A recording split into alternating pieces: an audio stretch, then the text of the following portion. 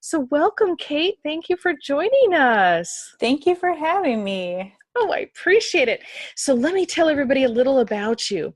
Kate Dickinson writes children's books using her experience as a nurse who sees children wrestle with complicated emotions. Kate has always loved to tell stories, and she appreciates a wild imagination and the creative arts. During her years working in hospice, Dickinson witnessed the grief of many families who lost loved ones. Seeing very little in the children book market to address this need, she felt the need to write stories that would help children wrestling with these complex emotion and fear.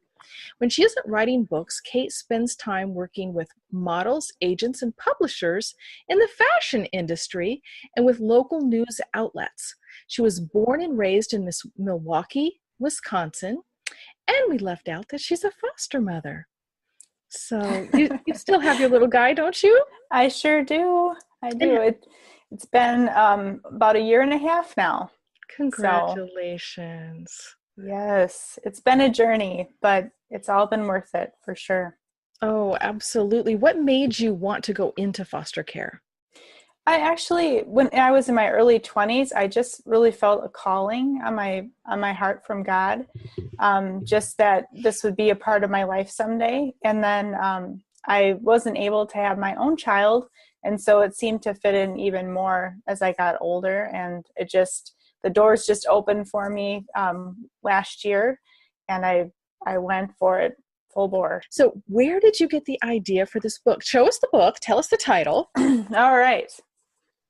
Superhero Kid in Training. Okay. Here it is. The book idea, basically, it was just really strange. Being a nurse, I was a hospice nurse for most of my career. I'm not currently now. I had a family who lost their mom, and the kids were all under the age of 10. And so it was really difficult as a nurse just to try to find something that would relate to them, just other than, well, mom's in heaven now. And I went home and I bawled and bawled and bawled because I didn't feel like I knew how to approach that with not having children. And then also just, they looked up to me as the nurse, and I didn't have anything really for them. So I had a dream in my sleep about a book, which isn't this one. And it's called Bo and Little Bean, the Best Tree Ever. Basically, I feel like God gave me this dream so that I could help children dealing with loss. And after setting it aside, and I'd written it and then hadn't looked at it in a very long time because my focus kind of became my new book. I realized that God gave me that dream for my foster child, as something that I'll be able to read to him. And it was just like, wow, God just really works in mysterious ways. He And does so indeed. I felt the calling to write in this venue of books, like the genre, I guess they would say, how to help kids that are dealing with loss or fear. And so that's kind of how it all started. I also went down a different path of the fashion blogging that you had talked about, trying to get noticed, trying to get my name out there. And then when I saw that the book thing wasn't working out, and this was back in 2013, I just completely gave up. I was just like, I must have just heard wrong. But I was wrong, because this year I started up again, and it's been going very well. Perseverance. That's wonderful. I had a prophetic word, and for people that don't know what that means, that, maybe you're not a Christ follower or something like that, it's similar to when somebody has a knowing about you and they feel like it's from God. And this person said, you're going to write books. And I had thought, there's plenty of books out there. I don't need to write a book. And I just kind of put it on the shelf. I didn't discount it. And at the time, I had terrible carpal tunnel issues and literally so much pain in my arms. I said, I can't even write a check. And I said to God, you're going to have to heal my arms if I'm going to write anything. And a few months after that, I was at a service. A man laid his big fat hand on my head. It was John Arnott, actually, from Toronto, Canada. And he said 3 words, heal her, Lord. And I didn't feel anything happen. But when I went back to my seat and I took those, I had 3 braces on my 2 arms. They were completely healed. I drove all the way home, putting one hand on the steering wheel. I used to drive with 2 hands on all the time.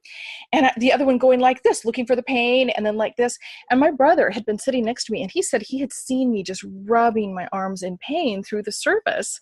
And, he'd been praying, God, she's hurting so bad, And not long after that, one morning, it was actually a social worker called me, woke me up at 7 a.m, and I was really grumpy getting, awakened by her that early. I thought it was rude to call that early. And I went back to bed and I'm grumpy. And all of a sudden, God drops in the title of the book.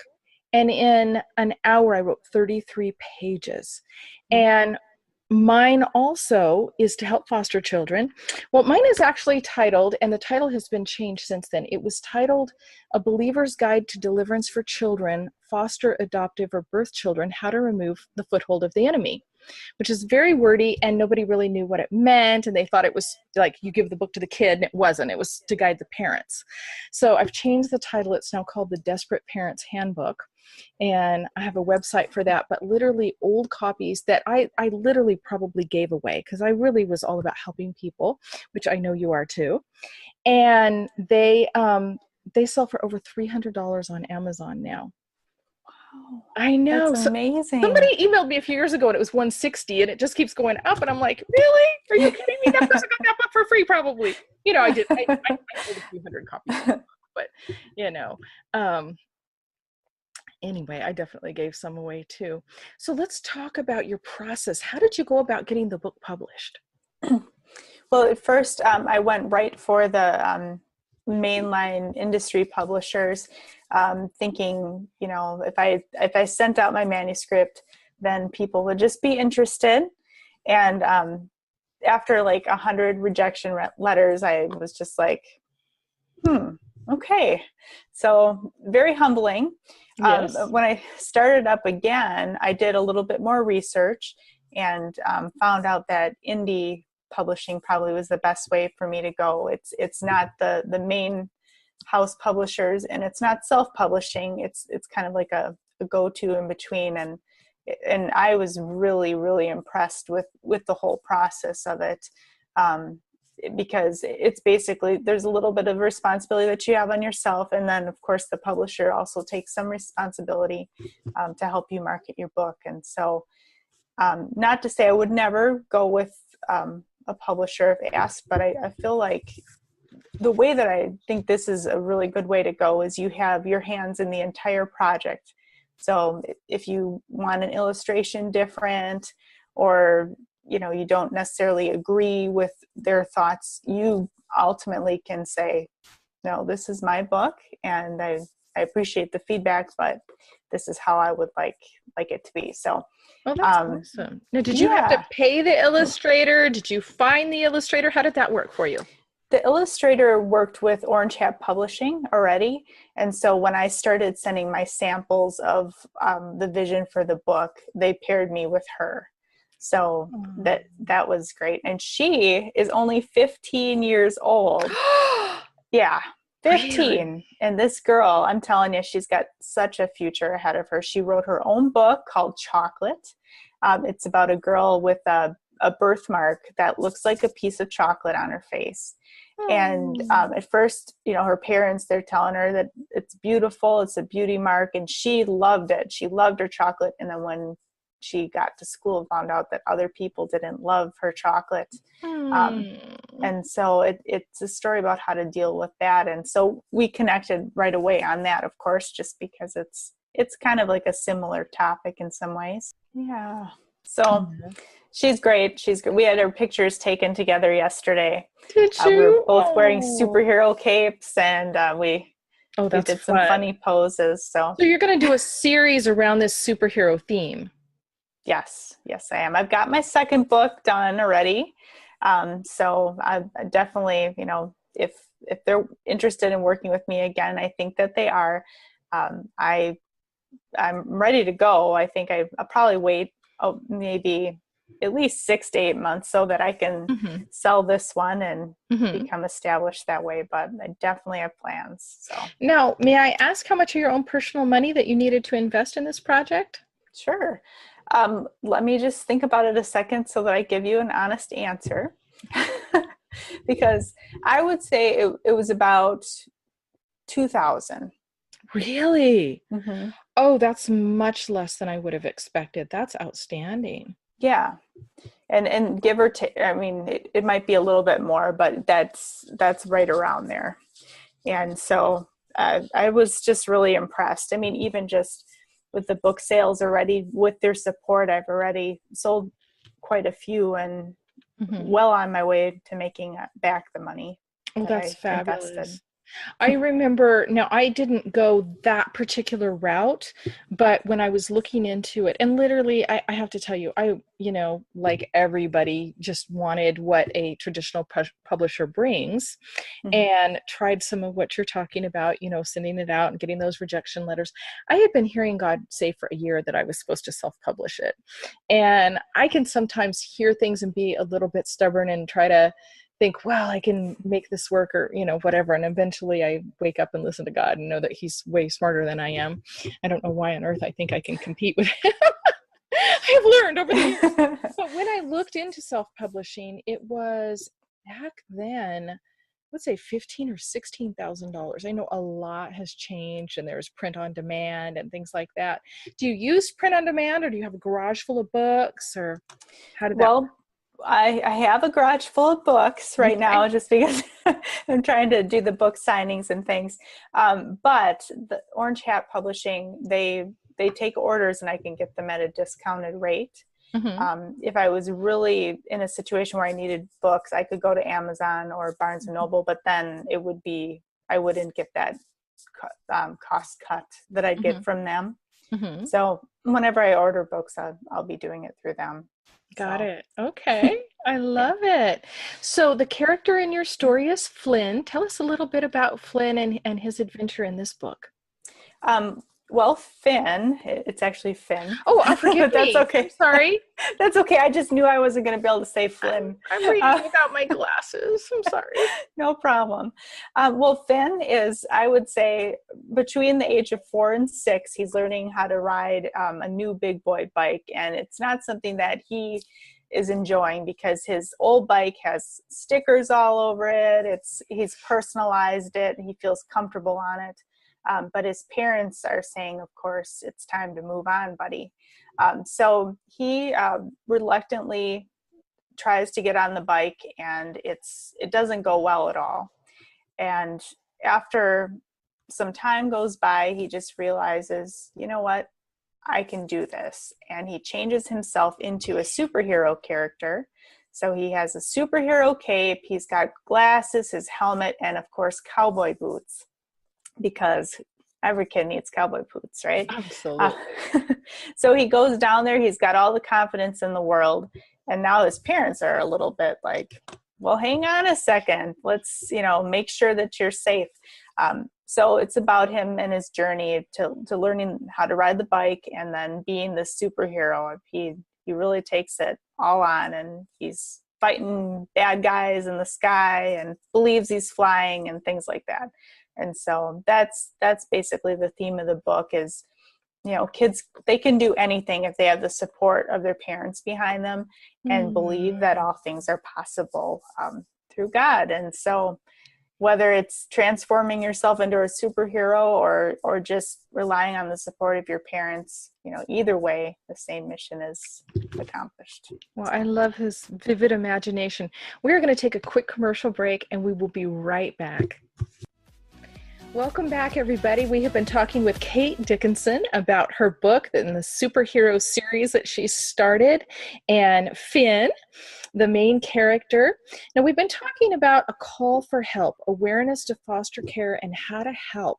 Let's talk a little bit about that, what you want to tell people about foster care, how they might be able to help, and what they need to know. Sure, exactly.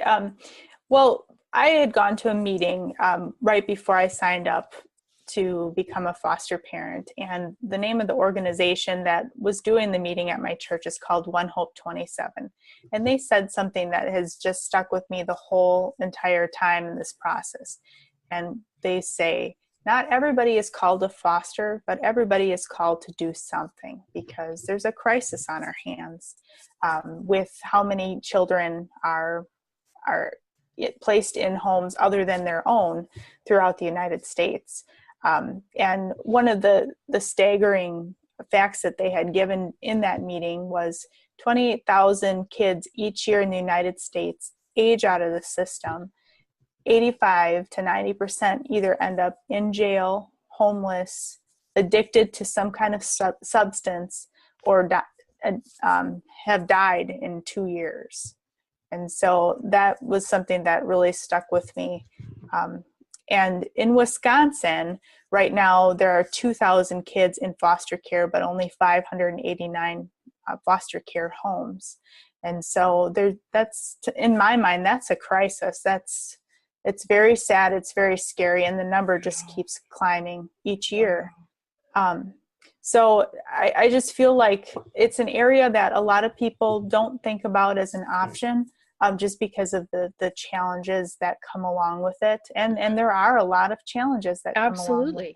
Absolutely. I do feel, though, that from foster parents that I've talked to or met, I feel like they may have the challenges, but in the end, whether they do it again or it's just one time, they always say that the positives that they've gotten out of it, the things that they've learned, how much stronger that they are now as a person, outweigh the negatives. And so that's kind of, the background that I've had. And I'm continuing to work with One Hope 27, try and help get them spread awareness about what they're doing to help kids. Some of the things that they do are training and recruitment, like I experienced myself. They do meetings with current foster kids who aren't placed in homes, and they provide welcome kits to new placements, because some of them don't come with anything. They may not even have, they might come in soiled pajamas or no toys, and so they fill that need. So that's kind of So as an author, you're going to be helping these children, whether they're foster children or natural children, just get over some of their fears and re-image how they can do things. And you've got the book that you're going to work on about loss. Is that correct? Yes, that is my goal. I think, after getting this next one published for Superhero Kid in Training, then I would definitely move my focus to that. I was just hoping to get a little bit more established in some ways, just because I just don't want that book to be missed. Like, I feel like that's the one that God had called for me to do. That and makes so, perfect sense. I love yeah. that.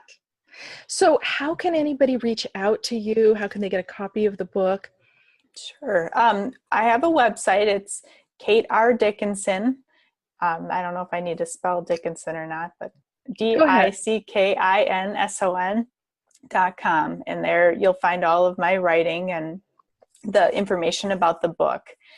So I'm also on Facebook. It's Superhero Kid in Training is the title of my page. And then I have an author page too as well, just Kate Dickinson. So that's how you Great. can reach out. Well, we're going to put all of that on your show notes page. I want to hear real quick. I know that you have gotten on some news, local news and things like that. Tell our listeners how you went about doing that. I actually have been working with a friend she's very good at composing letters to the media, because she worked for an online news source for many years, and then she's also a marketer. Okay. And so her name is Heather, and she's just been a wonderful help to me. So she already had like all these email addresses and contacts when we started working together. So she helped push me in the right direction. And so basically when you write a book, they always encourage you to do like a press release and have some sort of media kit. So I had picked a couple local stations that I would have loved to work with. And so that's who we sent it out. And I just did my 2 interviews this past weekend, and I was a wreck. I was just a wreck. One of them was taped live. So it's just like, okay, so you sit here, here's your microphone, and any questions? Well, I don't think so. And then it's like, all right, we're live. This is Kate Dickinson. And then you don't know what they're even going to ask you. So you're just sitting there like, hopefully they ask a good question here, one that I can answer while I'm this nervous. And then the other one, it was just me in a room with a chair, and that one wasn't as hard. It was because if I messed up, they could just edit that part out. Oh, there you go. So yeah, exactly. I have not been on live news, but I went to New York with a girlfriend of mine when she was, and she'd been on many, many times. And it was a lot of fun and an adventure watching how they had the different little sections set up, so that they can be setting up one while they're filming one segment. And it was fun, but I can imagine the pressure of having to go on live and get those words out there quickly. Yeah, and not stutter and yeah. So because we don't always get media training when we launch into being an author. But I will say this: a lot of my training has come from YouTube and Google, and really? So I've spent a lot of time on YouTube watching people like talk about public speaking, or what you shouldn't say, or how do you do your makeup. Like I love your lipstick segment there, because I mean, really, like I would have looked completely different on the news if I hadn't watched those videos. Really? Yeah, just because. Now they did my girlfriend's makeup. They didn't do yours? Mm-mm. Oh, okay. No, it was all me. But just like with the HD lighting and stuff, I know this is a silly point, but it's just like the way I was doing my makeup before that, just I would have been completely washed out. So. Oh, well, no, it is. The HD cameras are very revealing, I would say. They sure are. It's a reality check for sure. Yeah. I have my good days and my bad days. On my good days, I put on my false lashes because it looks a little bit better, and a little more defined and distinct and whatnot. And then I have my days like today where, I'm filming between tons of other appointments and everything. And you just go, you know what? The world will not die if I do not have on fake lashes today, or if I don't look. That's perfect. Right. But when you're representing yourself, you want to be your best, of course, and get that book out there. Right. Yeah. Well, it's kind of funny. Go ahead. Oh, go ahead. I was just going to say, I tried to do the whole false lash thing, and my mom was like, no, it doesn't look right. And so like, all right. I think my eyes, they just look kind of heavier. For everyone else, it looks like they've just woken up and been at the spa, but I guess apparently not me. With that, I hear your puppy's calling. We're going to let you go. Course. But thank you so much for joining us, Kate. It's wonderful to get to know about your book, and we'll send people to your website. Thank you so much for the opportunity. I appreciate it. Oh, you're most welcome. Bless you. Bye-bye. Bye. Thanks so much for listening to the Princess Power Hour with Nedalee Thomas. For more great content and to stay up to date, visit princesspower.com or on Instagram, Pinterest, Facebook, and Twitter at @PPPrincessPower. Until next time, work smarter, not harder.